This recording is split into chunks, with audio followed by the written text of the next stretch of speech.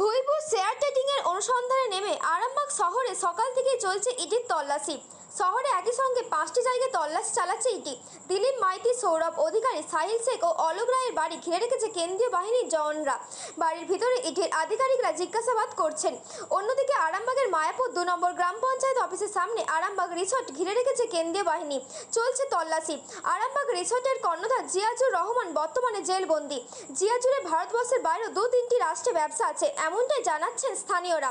আরামবাগ থেকে বেনামে share trading company চালাতো এই জিয়াজুর রহমান। জিয়াজুরের ঘনিষ্ঠ এই 4 জনের বাড়িতেই চলছে তল্লাশি। এই বিষয়ে আরও কি জানা যাচ্ছে বিস্তারিত দেখুন।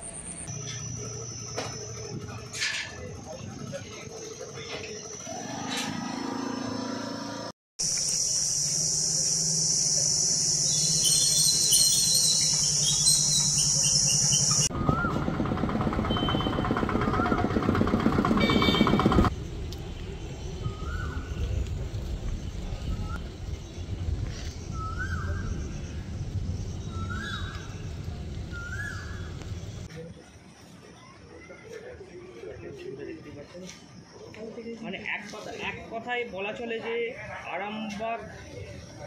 আরামবাগে কিন্তু এত ইডি রেড একদিনে কিন্তু আজ পর্যন্ত কেউ দেখেনি। নিঃস্ব করে দিয়েছে সাধারণ মানুষকে বা মধ্যবিত্ত মানুষকে নিঃস্ব করে দিয়েছে এইসব সংস্থা থেকে। এই তদন্তে দেখছেন এখন দেখছি অনেক গাড়ি আসছে, সকাল 6টা থেকে দেখছি গাড়ি আসছে, ডিএসআররা সব এসছে। কি মনে হচ্ছে ইডিএস তদন্ত করতে মনে হচ্ছে এসছি যতটা সম্ভব। আমার যেটা মনে হচ্ছে তদন্ত করতে। আপনার নাম? শুভজিৎ মালিক। দেখলাম বলতে এখানে আজকে সকালবেলায় যখন আমি বাড়ি থেকে বেরোই তখন ওই 7:30 8টা বাজে। তখন বিবেকানন্দ পল্লীতে আমি ওইদিকে একটু দরকার ছিল, যাচ্ছিলাম, দেখলাম যে সেন্ট্রাল পোস্ট দাঁড়িয়ে আছে। তো আমার দেখে প্রথমত একটু চমকে গেলাম সেন্ট্রাল পোস্ট দেখে, কারণ এমনি চারিদিকে নানা রকম কিছু হচ্ছে, আরামবাগে কিছু পাওয়া গেল না, ভয় লেগে গেল। দাঁড়িয়ে তারপরে জানতে পারলাম যে এখানে ইডি হানা দিয়েছে। তো ইডি হানা দিয়েছে, ঠিক আছে, এইভাবে আরামবাগে চারিদিকে চলছে। এখন গুয়াহাটি মোড়ের এখানেও চলছে, 4-5 জায়গায় চলছে। আরামবাগে গুয়াহাটি মোড়ের এখানে অলোক রায় বলে একজন রয়েছে, এই কল্পতরু নার্সিংয়ের পাশে, তার বাড়িতেও এখন এসেছে। বিবেকানন্দ পল্লীতে হয়েছে, আমতলা বন্ধপুরের মোড়ে ওখানে একটা বাড়িতে হয়েছে। খসলা ইলেকট্রনিক যে লিং রোডের ওখানে, ওর পাশেই একটা গলিতে ওখানেও ছিল। তারপরে আপনার এখানে হয়েছে, 4-5 জায়গায় হয়েছে। এখন আরামবাগ বিষয়টাও চলছে। ওই জিয়াজুর রহমান যা দিয়েছিল ওই আপনার শেয়ার মার্কেট, তারই এজেন্ট।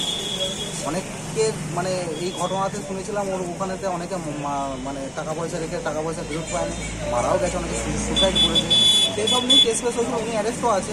তো হঠাৎ করে আজকে দেখলাম যে তারই তদন্ত করতে এগিয়ে এসছে, ওটা আরম্ভ দিয়ে সকাল 6টা 10-15 নাগাদ কেন্দ্র বাহিনী তার সঙ্গে ইডির অফিসাররা আছে ওই সাহিল শেখের বাড়িতে। এটাই দেখছি যে ওর বাড়িতে আছে প্রচুর কেন্দ্র বাহিনী উপস্থিত হয়েছে। কি কারণে কি করে ও একটা শেয়ার মার্কেটে কাজ করতো, এটুকু জানতাম। এখন কোথায় করতো বা কি কোন কোম্পানিতে করতো এটা জানতাম না। এই জায়গার নাম কি? এটা বসন্তপুর আমতলা। আপনার নাম? সঞ্জয়।